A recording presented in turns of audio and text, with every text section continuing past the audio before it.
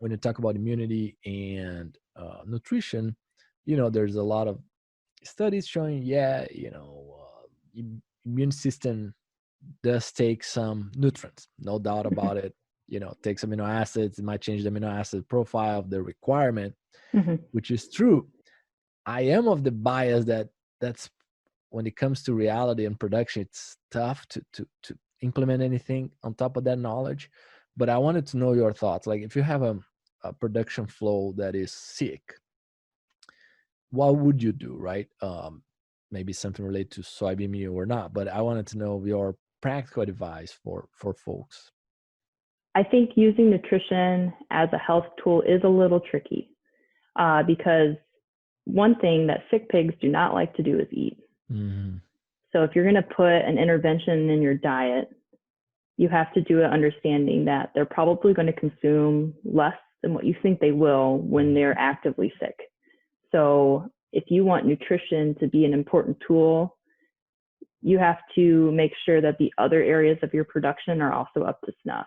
So are you maintaining a clean, comfortable environment? Are you sourcing healthy pigs to start? Like that goes on to that.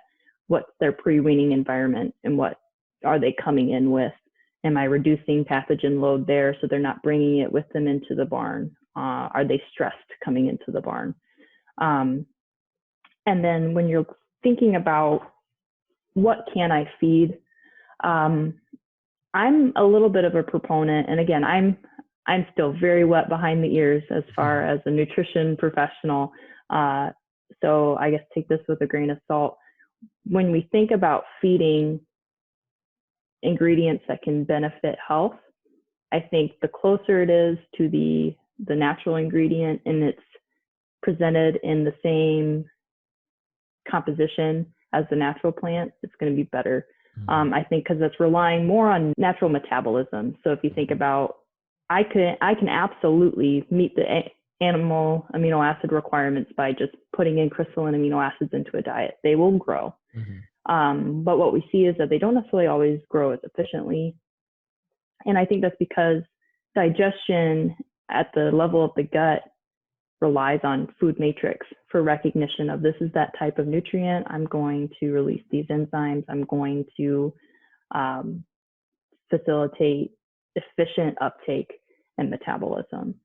So when you're looking at a sick pig, let's feed sources that have predictable digestive composition, rely on those innate metabolic pathways, and utilize feed additives or value-added feed ingredients when it seems like they will benefit you the most. Don't take a very sick barn and give it a feed additive and expect it to work to its max potential, because it won't, because those pigs aren't going to be eating enough of it. There's already disturbances to their metabolism that might prevent them from utilizing that feed ingredient. So when you're looking at a really sick barn, let's go back to basics. Let's feed these whole feed ingredients that can provide additional benefits. So like something like a soybean.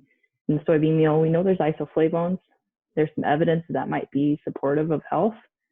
Let's look at our soybean meal component of our diet, make sure we're sourcing quality soybean meal.